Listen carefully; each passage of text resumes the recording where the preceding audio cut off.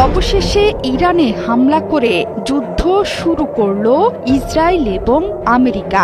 এই হামলাকে আগাম প্রতিরোধমূলক হামলা বলছে ইসরায়েল। ইরানি সংবাদ মাধ্যম বলছে তেহরানের উত্তর এবং পূর্বে 3টি বিস্ফোরণের শব্দ পাওয়া গেছে। রাজধানী তেহরানের রিপাবলিক এলাকায় আঘাত হেনেছে বেশ কয়েকটি মিসাইল।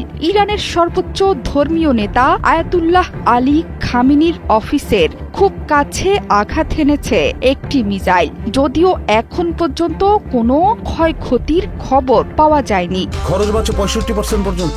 ওয়ালটন বিএলডিসি ফ্যান ছড়ায় স্বস্তির সবুজ হাওয়া।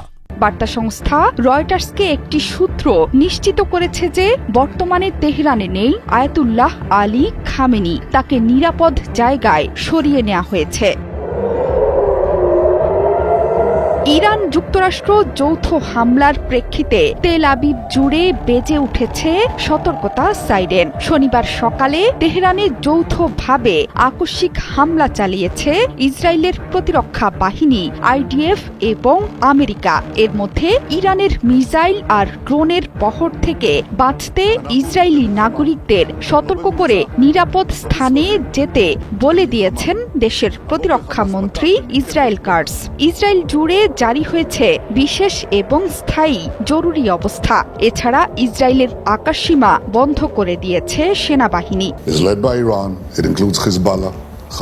কাতার ভিত্তিক সংবাদ মাধ্যম আল জাজিরা বলছে বোমা বিস্ফোরণের শব্দ পাওয়া গেছে তেহরানে। এর মধ্যে একটি ইরানের প্রেসিডেন্সিয়াল ভবনকে লক্ষ্যবস্তু করেছে। প্রতিবেদনে টাইমস অফ ইসরায়েল বলছে এমন স্থানকে ইসরায়েল লক্ষ্যবস্তু করেছে যেখান থেকে আসতে পারে পাল্টা আঘাত। শনিবার সকালেই ইরানের বিরুদ্ধে হামলা শুরু করে ইসরায়েল এবং মার্কিন যুক্তরাষ্ট্র। ইসরায়েলি প্রতিরক্ষা মন্ত্রী বলছেন ইরানের বিরুদ্ধে আগাম হামলা চালিয়েছে তেল আবিব, যাতে করে রাষ্ট্রের ওপর থেকে ঝুঁকি দূর হয়।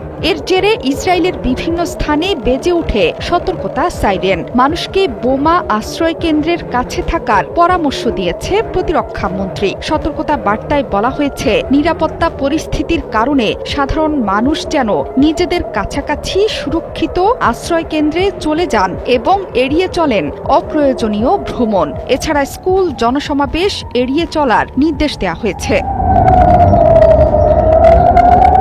ইরানের মিসাইল ঝড় ঠেকাতে মরিয়া চেষ্টা চালাচ্ছে বেনিয়ামিন নেতানিয়াহুর দেশ। ইসরায়েল জানে একটি বিমান হামলার জবাবে শত শত মিসাইলে রীতিমতো ধ্বংসস্তূপে পরিণত হবে তেল আবিব থেকে শুরু করে ইসরায়েলের প্রত্যেকটি স্থান। এর মধ্যে ইসরায়েলের হাইফা বন্দরের কাছাকাছি বিশ্বের সবচেয়ে বড় মার্কিন রণতরী জেরাল্ড ফোর্ড। সংবাদ মাধ্যমগুলোকে ইরানের সাধারণ মানুষও বলছেন তেহরানে একাধিক বিস্ফোরণের শব্দ পাওয়া গেছে। ইসরায়েলের এই আগ্রাসন খুব দ্রুতই মিসাইলের মাধ্যমে দেবে আইআরজিসি। সেই লক্ষ্যেই মাসের পর মাস ধরে প্রস্তুতি নিয়ে আসছিলেন আয়াতুল্লাহ আলী খামেনির দেশ। সমালোচকরা মনে করছেন এতদিন আলোচনার নামে আসলে কাল ক্ষেপণ করছিলেন মার্কিন প্রেসিডেন্ট ডোনাল্ড ট্রাম্প। এর পেছনে একটাই কারণ, পুরো মধ্যপ্রাচ্য জুড়ে মার্কিন সামরিক উপস্থিতি জোরদারের সময় পাওয়া। শেষ মুহূর্তে যখন জেরাল্ড ফোর্ড ইসরায়েলে প্রবেশ করেছে, ঠিক তখনই ইরানে হামলা চালিয়েছে ইসরায়েল। জোহরা চৌধুরী সেতু, ৭১।